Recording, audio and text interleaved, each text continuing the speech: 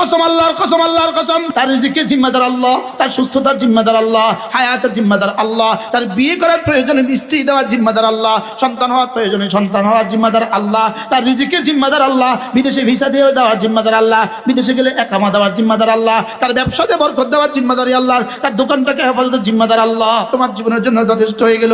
শুধু অফার চলছে, অফার, শুধু অফার চলছে। দুনিয়ার মধ্যে যা আছে তার চেয়েও দামি। আল্লাহ তাআলা যা যা বানিয়েছেন, আল্লাহ তাআলা যত কিছু বানিয়েছেন, জমিনে যত কিছু বানিয়েছেন, উপরে যত কিছু বানিয়েছেন, আকাশে যত কিছু বানিয়েছেন, জমিনে যত কিছু বানিয়েছেন, পানির মধ্যে যত ক্ষতি রেখে দিয়েছেন, বাতাসের মধ্যে যত ক্ষতি রেখে দিয়েছেন, আগুনের মধ্যে যত ক্ষতি রেখে দিয়েছেন, বিদ্যুতের মধ্যে যত ক্ষতি রেখে দিয়েছেন, গ্যাসের মধ্যে যত ক্ষতি রেখে দিয়েছেন, ভূমিকম্পের মধ্যে যত ক্ষতি রেখে দিয়েছেন, তুফানের মধ্যে যত ক্ষতি রেখে দিয়েছেন, বন্যার মধ্যে যত ক্ষতি রেখে দিয়েছেন, রব্বে কারীম যত ক্ষতি পৃথিবীর কোনো না কোনো মাখলুকাতের মধ্যে, সব মাখলুকাতের মধ্যে রব যত ক্ষতি রেখে দিয়েছেন, বিচ্ছুর মধ্যে ক্ষতি রেখে দিয়েছেন, সাপের মধ্যে ক্ষতি রেখে দিয়েছেন, দিছে না বলে না, জমিনের মধ্যে ক্ষতি রেখে দিয়েছেন। শুধু ক্ষতি রেখে দেয় নাই, 5টা সেকেন্ড লাগবে না বাংলাদেশকে উপরে ফেলতে।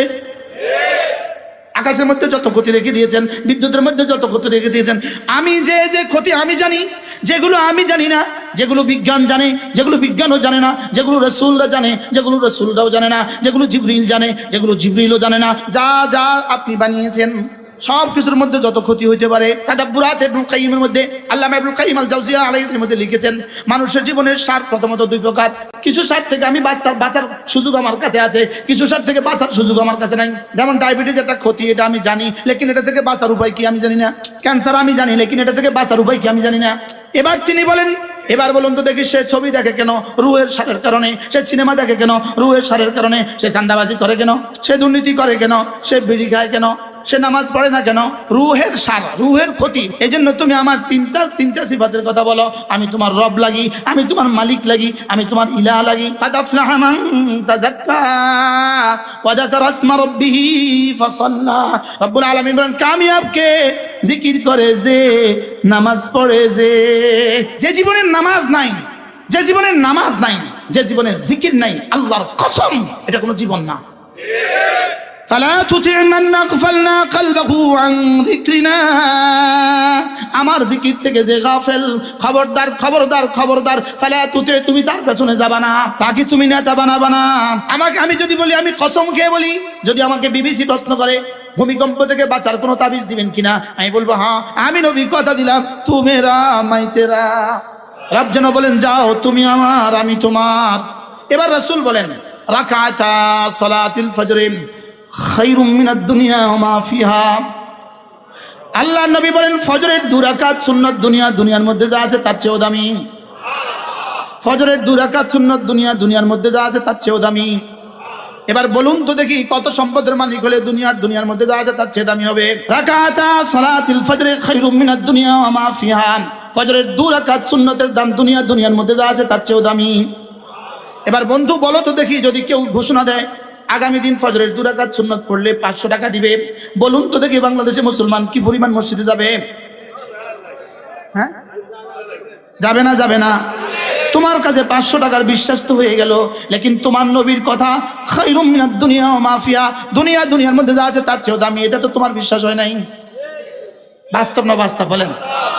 হ্যাঁ, সত্য না মিথ্যা কইছি? তাহলে আজকে থেকে নিয়ত বানাও, আজকে থেকে ফজরের সুন্নাত পড়বই পড়বো। আরো জোরে ইনশাআল্লাহ। এবার যদি সুন্নতের যদি এত দাম হয়, তাহলে ফজরের ফরজের দাম কত?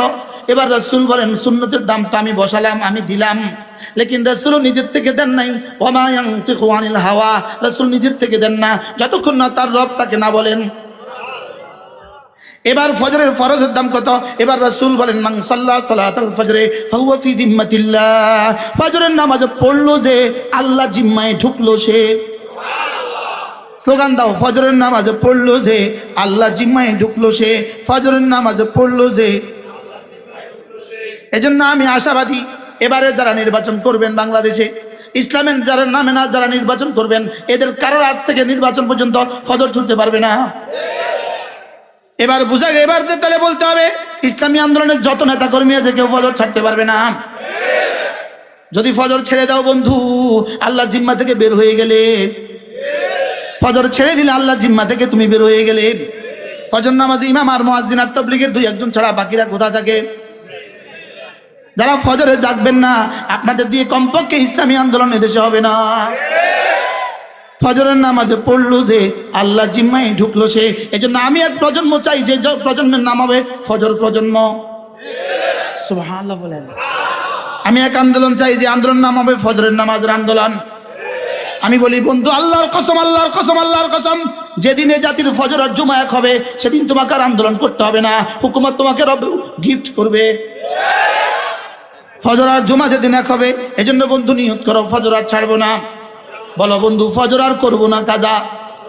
আবার বলেন ফজর আর করবো না কাজা, ফজর আর ছাড়বো না, ফজর আর ছাড়বো না। সবাই বলেন ফজর আর ছাড়বো না। আমি বলি ইনশাআল্লাহ, ইনশাআল্লাহ। হাত উঠাইয়া ওয়াদা করলাম ভাই, ফজরের নামাজে নিশ্চিত করে মরতে চাই সবাই। কি ভাই, কি রূপ ইনশাআল্লাহ ভাইয়া? বলো ফজরের নামাজ নিশ্চিত করে মরতে চাই সবাই। ইনশাআল্লাহ, ইনশাআল্লাহ। হাত উঠাইয়া ওয়াদা করলাম ভাই, ফজরের নামাজে ঠিক করিয়া মরতে চাই সবাই, ফজরের নামাজে ঠিক করিয়া মরতে চাই সবাই। বলো ফজর, আবার বলেন ফজর, আবার বলেন ফজর। আমি এক প্রজন্ম চাই যে প্রজন্ম ফজর পড়বে। আল্লাহর কসম, আমার মন চায়। আমি এক আন্দোলন শুরু করছি, যে আন্দোলনের সভাপতি আমি, সেক্রেটারি আমি।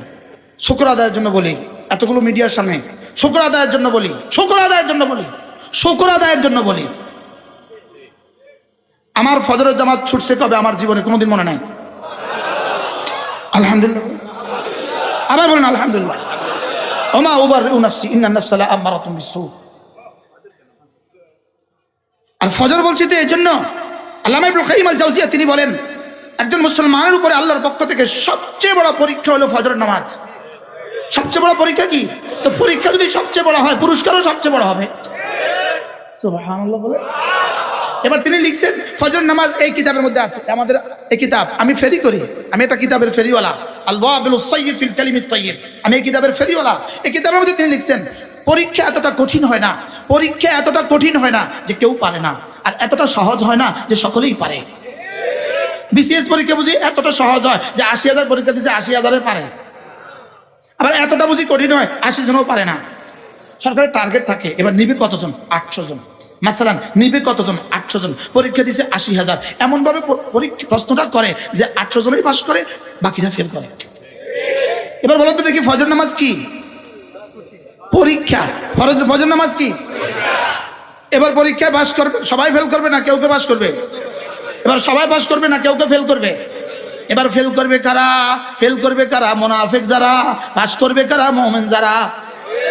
আল্লাহর নবী বলেন, কোন পুরুষ যদি ভোর রাত্রে উঠে যদি সে দেখে তার স্ত্রী ঘুমে, সে তাকে যদি জাগায়। এবার স্ত্রী যদি উঠতে অস্বীকার করে, ফাইন আবাদ, যদি স্ত্রী উঠতে অস্বীকার করে, তার চেহারা একটু পানির ছিটা দিয়ে দেয়। এবার স্ত্রী উঠে যায়, অথবা স্বামী ঘুমে স্ত্রী উঠে তাকে জাগায়, আবার সে যদি অস্বীকার করে তার মুখে চেহারা পানি মেরে যায়। আল্লাহ রসুল বলেন এই দৃশ্যটা দেখে দহেকা রব্বু আজ্জা ওয়া জাল, আর সাজিম থেকে রব হাসেন।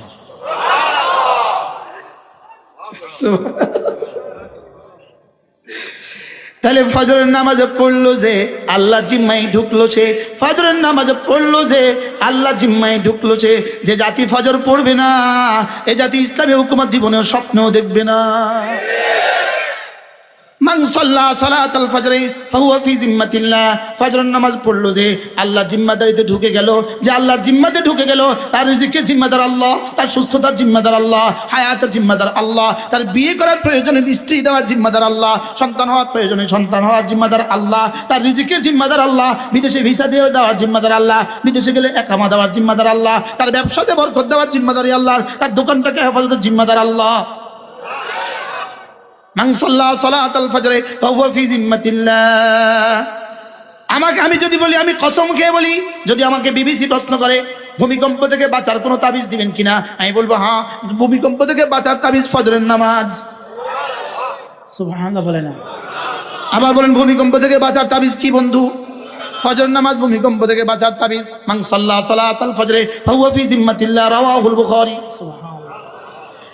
এরপরে আল্লাহ নবী বলেন, কোন মানুষ যদি ফজরের পরে আর মাগরিবের পরে সূরা ইখলাস পড়ে 3 বার, সূরা ফালাক পড়ে 3 বার, সূরা নাস পড়ে 3 বার, আল্লাহ নবী বলেন তাজজিকা মিন কুল্লি শাই, আমি নবী কথা দিলাম তু মেরা মাই তেরা।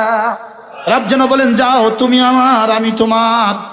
তাজজিকা মিন কুল্লি শাই, যেই নামাজি পাঠ করিবে তিনবার তিনবার তিন কুল, যেই নামাজি পাঠ করিবে তিনবার তিনবার তিন কুল, সকাল সন্ধ্যায় পাঠ করিলে যথেষ্ট হবে 2 কুল। পড়বো তো?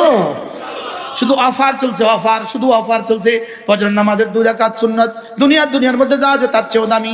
এবার ফজরের নামাজ 2 রাকাত ফরজ, আল্লাহর জিম্মাতে ঢুকে গেলে বন্ধু এবার ফজরের পরে সূরা ইখলাস 3 বার, সূরা ফালাক 3 বার, সূরা নাস 3 বার, তাজজিকা মিন কুল্লি শাই, এই 3টা সূরা তোমার জীবনের জন্য যথেষ্ট হয়ে গেল। সূরা ইখলাস পড়লে বন্ধু শিরক আর কুফর থেকে বেঁচে গেলে, সূরা ফালাক পড়লে বন্ধু তোমার শরীরটাকে বাঁচা দিলা, আর সূরা নাস পড়লে বন্ধু এটার টাকা যার এটার খাসিয়ত হলো রূহটাকে বাঁচা দিলা। সুবহানাল্লাহ। আল্লামা ইবনুল কাইয়িম আল জাওজিয়া তিনি লিখছেন এই 3টা সূরা একজন মুমিনের জন্য, সূরা ফাতিহা, সূরা ইখলাস, সূরা ফালাক, সূরা নাস, এই 3টা সূরা একজন মুমিনের জন্য তার নিঃশ্বাসের চেয়ে দাম বেশি, তার নিঃশ্বাসের চেয়ে বেশি প্রয়োজন, তার খাবারের চেয়ে বেশি প্রয়োজন, তার পানীয়র চেয়ে বেশি প্রয়োজন। সুবহানাল্লাহ বলেন। কয়টা চেয়ে বেশি প্রয়োজন বলেন? পানির চেয়ে, খাবারের চেয়ে, নিঃশ্বাসের চেয়ে। সুবহানাল্লাহ। যেমন ধরেন একটা শব্দ আছে মিন শাররি মা খালাকা, মিন শার পড়েন, মিন শাররি মা খালাকা, আবার মা মানে যা যা, খালাকা মানে বানিয়েছেন, আল্লাহ তাআলা যা যা বানিয়েছেন, আল্লাহ তাআলা যত কিছু বানিয়েছেন, জমিনে যত কিছু বানিয়েছেন, উপরে যত কিছু বানিয়েছেন, আকাশে যত কিছু বানিয়েছেন, জমিনে যত কিছু বানিয়েছেন, পানির মধ্যে যত ক্ষতি রেখে দিয়েছেন, বাতাসের মধ্যে যত ক্ষতি রেখে দিয়েছেন, আগুনের মধ্যে যত ক্ষতি রেখে দিয়েছেন, বিদ্যুতের মধ্যে যত ক্ষতি রেখে দিয়েছেন, গ্যাসের মধ্যে যত ক্ষতি রেখে দিয়েছেন, ভূমিকম্পের মধ্যে যত ক্ষতি রেখে দিয়েছেন, তুফানের মধ্যে যত ক্ষতি রেখে দিয়েছেন, বন্যার মধ্যে যত ক্ষতি রেখে দিয়েছেন, রব্বে কারীম যত ক্ষতি পৃথিবীর কোনো না কোনো মাখলুকাতের মধ্যে, সব মাখলুকাতের মধ্যে রব যত ক্ষতি রেখে দিয়েছেন, বিচ্ছুর মধ্যে ক্ষতি রেখে দিয়েছেন, সাপের মধ্যে ক্ষতি রেখে দিয়েছেন, দিছে না বলে না, জমিনের মধ্যে ক্ষতি রেখে দিয়েছেন। শুধু ক্ষতি রেখে দেয় নাই, 5টা সেকেন্ড লাগবে না বাংলাদেশকে উপড়ে ফেলতে। আকাশের মধ্যে যত ক্ষতি রেখে দিয়েছেন, বিদ্যুতের মধ্যে যত ক্ষতি রেখে দিয়েছেন। আমি যে ক্ষতি আমি জানি, যেগুলো আমি জানি না, যেগুলো বিজ্ঞান জানে, যেগুলো বিজ্ঞানও জানে না, যেগুলো রাসূলরা জানে, যেগুলো রাসূলরাও জানে না, যেগুলো জিবরিল জানে, যেগুলো জিবরিলও জানে না। মিন শাররি মা খালাকা, এক বাক্যের মধ্যে তার সবগুলো একসাথে আছে। কি শুনলেন? পড়ো তো, অর্থ কি বলো, একজন বলেন। যা যা আপনি বানিয়েছেন, আবার বলেন যা যা আপনি বানিয়েছেন। সব কিছুর মধ্যে যত ক্ষতি হইতে পারে, যত ক্ষতি আমরা জানি। আচ্ছা, আমরা যে ক্ষতিগুলো জানি এই ক্ষতিগুলোই বেশি না অজানা ক্ষতি বেশি? বিজ্ঞান যে ক্ষতিগুলো জানে এগুলো বেশি না অজানা ক্ষতি বেশি? রাসূলরা যে ক্ষতি জানে এগুলো বেশি না অজানা ক্ষতি বেশি? জিবরিল যে ক্ষতিগুলো জানে এগুলো বেশি না অজানা ক্ষতি বেশি? আল্লাহ।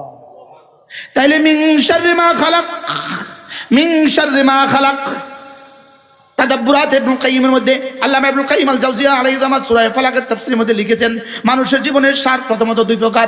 সার প্রথমত 2 প্রকার। 1 নম্বর জানা সার, 2 নম্বর অজানা সার। আল্লাহ। সার প্রথম, সার মানে ক্ষতি, সার মানে কি? ক্ষতি প্রধানত কয় প্রকার? কি কি বলো? জানা সার, অজানা সার। এবার জানা সার আবার 2 প্রকার, বলো জানা সার আবার 2 প্রকার। জানা সার 2 প্রকার। কিছু সার থেকে আমি বাঁচার সুযোগ আমার কাছে আছে, কিছু সার থেকে বাঁচার সুযোগ আমার কাছে নাই। যেমন ডায়াবেটিস একটা ক্ষতি, এটা আমি জানি, লেকিন এটা থেকে বাঁচার উপায় কি আমি জানি না। ক্যান্সার আমি জানি, লেকিন এটা থেকে বাঁচার উপায় কি আমি জানি না। মনে হয় বুঝেন না কথা।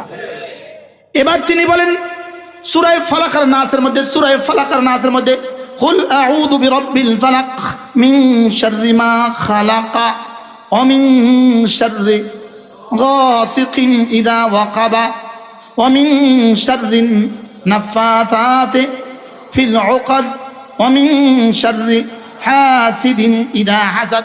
এখানে সার আছে মোট 4 বার। সূরা ফালাকের মধ্যে সার আছে মোট 4 বার। সূরা নাসের মধ্যে সার আছে 1 বার। মিন শাররিল ওয়াসওয়াসিল খান্নাস, এখানে সার আছে কয়বার? 1 বার। মোট হলো কয়বার? 5 বার। বলেন মোট হলো কয়বার? ওখানে সার হলো 4 বার। সূরা ফালাকের সার হলো 4 বার। আল্লাহ তাআলার সিফাত হলো 1 বার, রব্বিল ফালাক। আর এখানে সার হলো একবার, সিফাত হলো তিনবার। কুল আউযু বিরাব্বিন নাস, মালিকিন নাস, ইলাহিন নাস, পরে মিন শাররিল ওয়াসওয়াসিল খান্নাস। এবার প্রশ্ন, এখানে সার হলো একবার, আল্লাহর সিফাত হলো তিনটা, রব, ইলাহ, মালিক, রব, ইলাহ, মালিক। আর ওখানে সার হলো চারবার, আর আল্লাহর সিফাত হলো কয়টা? একটা, কি? রব, রব্বিল ফালাক। প্রশ্ন হলো ওখানে চারবার সিফাত, চারবার সার, একবার সিফাত কেন? এখানে একবার সার, তিনবার সিফাত কেন? উত্তর, ওখানে চারটা সিফাত হলো দুনিয়ার সাথে সম্পর্ক, এখানে শরীরের সাথে সম্পর্ক। এখানে একটা সার হলো রূহের সাথে সম্পর্ক, রূহের সার শরীরের সার থেকে কোটি কোটি গুণে বেশি। শরীরের সার রূহের সার থেকে বেশি না কম? এই নওজোয়ানরা, সার অর্থ কি রে বাবা? ক্ষতি, ক্ষতি। সার অর্থ কি বলেন? এবার বলুন তো দেখি, সে ছবি দেখে কেন? রূহের সারের কারণে। সে সিনেমা দেখে কেন? রূহের সারের কারণে। সে চাঁদাবাজি করে কেন? সে দুর্নীতি করে কেন? সে বিড়ি খায় কেন? সে নামাজ পড়ে না কেন? রূহের সার, রূহের ক্ষতি। বলেন কিসের ক্ষতি? রূহের ক্ষতি। তাহলে রূহের ক্ষতি হলো বেশি, এজন্য এখানে রব্বে কারীম তার তিনটা সিফাত বলেছেন। তুমি না রব্বিন নাস, মালিকিন নাস, ইলাহিন নাস, আল্লাহ। এজন্য তুমি আমার তিনটা সিফাতের কথা বলো। আমি তোমার রব লাগি, আমি তোমার মালিক লাগি, আমি তোমার ইলাহ লাগি। সুবহানাল্লাহ বলেন। আল্লামা তাকি উসমানী দামাত বারাকাতুহু তিনি বলেন, এখানে নাস বলেছে রব তিনবার। প্রথম নাস, কুল আউযু বিরাব্বিন নাস, তিনি বলেন প্রথম নাসের তরজমা হলো বাচ্চা, প্রথম নাসের তরজমা হলো বাচ্চা। দ্বিতীয় নাসের তরজমা হলো যুবক, তৃতীয় নাসের তরজমা হলো বুড়ো। কারণ প্রথম নাস হলো রব, তার বিয়তের সাথে প্রথম নাসের বড় সম্পর্ক, বাচ্চার সম্পর্ক লালন পালনের সাথে। 2 নম্বর মালিক, বাদশাহ, বাদশার সম্পর্ক জওয়ানের সাথে। 3 নম্বর মাবুদ, মাবুদের সম্পর্ক বুড়ার সাথে। কি ভাই, রব বলেছে নাস, আর যে আবুল কুলাঙ্গার বলে নাস মানে নাচে, এটা কাফের, কাফের, কাফের। কি তার পক্ষে যারা স্লোগান দেয় তারাও কাফের। আল্লাহর কোরআনকে আমাদের চোখের সামনে এভাবে বিকৃতি করবে, এটা হতে পারে না, এটা হইতে। এই জন্য ভান্ডারীদের থেকে বাঁচেন, লালনদের থেকে বাঁচেন, বাউল আর ফাউলদের থেকে বাঁচেন। কি কি বলছি বলেন? বলো, ভান্ডারীদের থেকে বাঁচো, ভান্ডারীদের থেকে। 2 নম্বর লালন, 3 নম্বর কি? বাউলদের থেকে বাঁচো, হিজবুত তাওহীদের থেকে বাঁচো, আহলে কোরআনদের থেকে বাঁচো। আল্লাহ আমাদের সবাইকে হেফাজত করেন। কি শব্দকে কি বলে ফেললো, হারামখোর কোথাকার। কি ভাই, এটা মানবতার কলঙ্ক। এটা এরা কি বলেন? মানবতার কি? এরা মানবতার কলঙ্ক, এরা মনুষ্যত্বের কলঙ্ক, এরা মানুষ হওয়ার যোগ্যতা রাখে না। এদের পক্ষে একদলে মিছিল করে। কি ভাই, ওদের পক্ষে একদল কি করে বলে? আল্লাহ আমাদেরকে হেফাজত করেন। কথা আমার দূর চলে গেছে, কি পড়বো কি বলবো। কাদ আফলাহা মান তাযাক্কা ওয়া যাকারা ইসমা রাব্বিহি ফাসাল্লা। রব্বুল আলামিন বলেন, কামিয়াব কে? জিকির করে যে, নামাজ পড়ে যে। সুবহানাল্লাহ। এজন্য ইসলামী আন্দোলনের নামে মিটিং করতে গিয়ে যদি নামাজ ছুটে যায়, এই আন্দোলন দিয়ে জীবনে কখনো ইসলাম হবে না। করো আন্দোলন, করো মিছিল, করো মিটিং, লেকিন প্রত্যেকটা সদস্যের নামাজ নিশ্চিত করো। নেগেটিভ মিটিং করো আর যা করো, নামাজ ঠিক করতে হবে। কি বলছি বলেন? আবার বলেন, কি ঠিক করতে হবে বলেন? আরো বলেন, কি ঠিক করতে হবে? শুধু জোহর ঠিক করবো না, ফজরও ঠিক করবো? বলেন ইনশাআল্লাহ, বলেন ইনশাআল্লাহ। রোজানা কিছু না কিছু জিকির করবো। একটু আগে একজনে বলছে, একটু আগে আমার সামনে একজনের ভোট চাইছে, একটু আগে মাঠে উনি কি বলছেন জানেন? শুধু নামাজ পড়লে হবে না। এই কথার কথাকে শুধু নামাজ পড়লে হবে না। তুমি শুধু নামাজ পড়লে হবে না এটা না, বলবো নামাজ পড়তেই হবে, এর সাথে বাকি সব করবো। শুধু নামাজ পড়লে হবে না এটা বলো কেন? আমি বলি শুধু নামাজ পড়লেই হবে। আর যে শুধুই নামাজ পড়তে পারে সে আর কোনো গুনাহ করতে পারে না, কোনো ইবাদত থাকতে পারে না। এটা বলেন, কি বলেন? শুধু নামাজ পড়লে হবে না, কথা বলেন। একটু আগেও তো বলছে একজন, আসলে এটা অবুঝে বলে, অবুঝে বলে, মনে হয় বুঝেন না। কি কয় কন? শুধু নামাজ পড়লে হবে না, এটা কি পজিটিভ না নেগেটিভ বক্তব্য? না, আমি বলবো শুধু নামাজ পড়লে হবে না এটা বলবেন না, বলতে হবে আমাকে নামাজও পড়তে হবে, এর সাথে সব করতে হবে। এটা হবে পজিটিভ। আল্লাহ কয় শুধু নামাজ পড়লেই হবে। উতলু মা উহিয়া ইলাইকা মিনাল কিতাব ওয়া আকিমিস সালাহ ইন্নাস সালাতা তানহা আনিল ফাহশাই ওয়াল মুনকার। রব বলেন শুধুই নামাজ পড়ো, যাও সব আমি ঠিক করে দিব। ফালা তুতি' মান আগফালনা কলবাহু আন যিকরিনা ফালা তুতি' মান আগফালনা কলবাহু আন যিকরিনা। আমার জিকির থেকে যে গাফেল, খবরদার খবরদার খবরদার। ফালা তুতি', তুমি তার পেছনে যাবা না। তাকে তুমি নেতা বানাবা না, তাকে তুমি কি বানাবা না, তাকে কাকে বন্ধু বানাবো? আল্লাহ বলেন কাকে বন্ধু বানাবো? নামাজিকে বন্ধু বানাবো, জিকিরওয়ালাকে বন্ধু বানাবো, কোরআনওয়ালাকে বন্ধু বানাবো, যে ইসলামের পক্ষে কথা বলে তাকে বন্ধু বানাবো। তাকে কি বানাবো? ইনশাআল্লাহ তাকে বন্ধু বানাবো, তাকে আমার নেতৃত্বের চাবি তার হাতে তুলে দেবো। বলেন ইনশাআল্লাহ, বলেন ইনশাআল্লাহ। হ্যাঁ, আমি তো পারি নাই আপনাদের সামনে বলতে কাদ আফলাহা মান তাযাক্কা ওয়া যাকারা ইসমা রাব্বিহি ফাসাল্লা। আল্লাহ আমাদের সকলকে, প্রত্যেকে নিয়ত করো বন্ধু, যখন বিয়ে করবা দিন দেখে বিয়ে করবা। এবার যখন সন্তান হবে সন্তানকে দিন শিখাবো। বলেন ইনশাআল্লাহ, আর যদি বলেন ইনশাআল্লাহ। জওয়ানরা যদি কখনো সুযোগ হয় তাবলীগে যাবা। এবার আসতে কইছি ইনশাআল্লাহ। যদি কখনো সুযোগ হয় কোথায় যাবেন বলেন? যদি কখনো সুযোগ হয় তাবলীগে যাবেন। যদি কখনো সুযোগ হয় হক্কানি রব্বানি কোনো আল্লাহওয়ালাদের মজলিসে যাবেন। প্রত্যেক ইংরেজি মাসের প্রথম শুক্রবার নোয়াখালী জেলা জামে মসজিদ মাইজদি জিকিরের মজলিস হয়, আমি আসি প্রত্যেক ইংরেজি মাসের প্রথম শুক্রবার। প্রত্যেক ইংরেজি মাসের দ্বিতীয় শুক্রবার লক্ষ্মীপুর আমি যাই। প্রত্যেক ইংরেজি মাসের তৃতীয় শনিবার, তৃতীয় শুক্রবার ঢাকা। প্রত্যেক ইংরেজি মাসের তৃতীয় শনিবার সিলেট। প্রত্যেক ইংরেজি মাসের শেষ শনিবার কুমিল্লা। প্রত্যেক ইংরেজি মাসের চতুর্থ রবিবার হাটহাজারী। প্রত্যেক ইংরেজি মাসের পঞ্চম রবিবার ঢাকা আর চিটাগং জমিয়তুল ফালাহ মসজিদ। যার যেখানে সুযোগ হয় শরীক হবেন। বলেন ইনশাআল্লাহ, বলেন। আরে জীবন তো একটা, দিয়ে দিয়েছি রব্বে কারীমকে। এটা কাকে দিয়ে দিয়েছি? রব্বানা তাকাব্বাল মিন্না ইন্নাকা আনতাস সামিউল আলিম। রব এটা আপনাকে দিয়ে দিয়েছি, আপনি দয়া করে কবুল করেন। যে জীবনের নামাজ নাই, যে জীবনের নামাজ নাই, যে জীবনের জিকির নাই, আল্লাহর কসম এটা কোনো জীবন না। বলো কি বলছি, বলো বলো। নামাজ নাই, জিকির নাই, বলো এ জীবন জীবন না। এটা as like a dog. কও ইংরেজি কও। as like a DOG খায় ঘুমায় বাচ্চা দেয়, বেনামাজি খায় ঘুমায় বাচ্চা দেয়। আমাদের এক বিশ্ববিখ্যাত বুজুর্গ ছিলেন, নোয়াখালীর মানুষ ছিলেন, হযরত মাওলানা হাবিবুল্লাহ মিসবাহ রাহিমাহুল্লাহ তাআলা। তিনি একবার হাটহাজারী আলামিন সংস্থার বয়ানে তিনি বলছিলেন, এই বলো তো দেখি চিটাগংয়ের গরু ঘুম থেকে কয়টা উঠে? তো কেউ আবেগে কয় 8টায়, কেউ কয় 10টায়। হুজুর বলতেছে না না, গরুর ঘুম থেকে উঠার কোনো টাইম টেবিল নাই।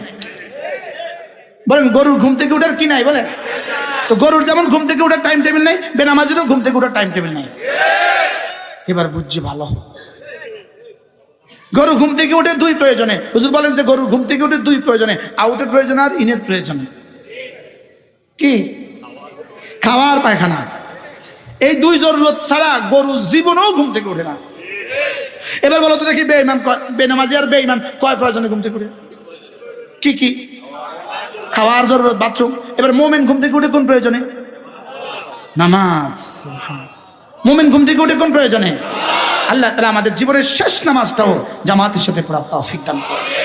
আল্লাহ জিকিরের মতো জিন্দেগি নসিব করেন, ফিকিরের মতো জিন্দেগি নসিব করেন। প্রত্যেক রাতে ঘুমাবার সময় বন্ধু, ঘুমাবার সময় সুবহানাল্লাহ 33 বার, আলহামদুলিল্লাহ 33 বার, আল্লাহু আকবার 34 বার। রাসূল বলেন এভাবে হবে 100 বার, মিজানে উঠে যাবে 1000 বার। পুরস্কার দাখালাল জান্নাহ, সোজা জান্নাতে চলে যাবে। করব তো ইনশাআল্লাহ। আল্লাহ আমাদের সকলকে কথাগুলো বুঝাবার সহজ করে দেন।